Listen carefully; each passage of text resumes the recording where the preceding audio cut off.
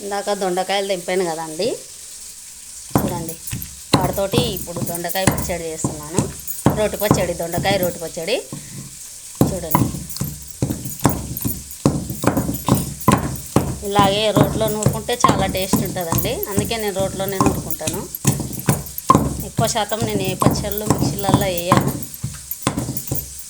మొత్తం దంచి చేసుకుంటాను. పచ్చళ్ళు చాలా టేస్టీగా ఉంటాయి. మొత్తం చేశాక చూపిస్తాను చూడండి మీకు. ఇంకా ఇలా టమాటాలు కూడా వేయాలి, అవి ఫ్రై అవుతున్నాయి, వేస్తాను, వేసి చూపిస్తాను మీకు. చూడండి, టమాటో కొత్తిమీర కూడా వేసాను. ఇది వీడియో పెద్దగా తీస్తే ఇన్స్టాలో రాదండి, అందుకోసమని చిన్నగా తీస్తున్నాను. చూడండి, దొండకాయ పచ్చడి రెడీ అయిపోయింది, చేశాను.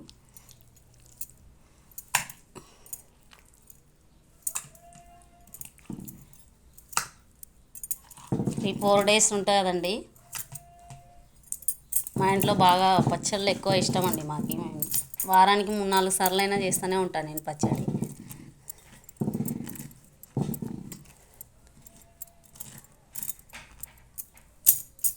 చూడండి, అయిపోయిందండి. థ్యాంక్స్ అండి.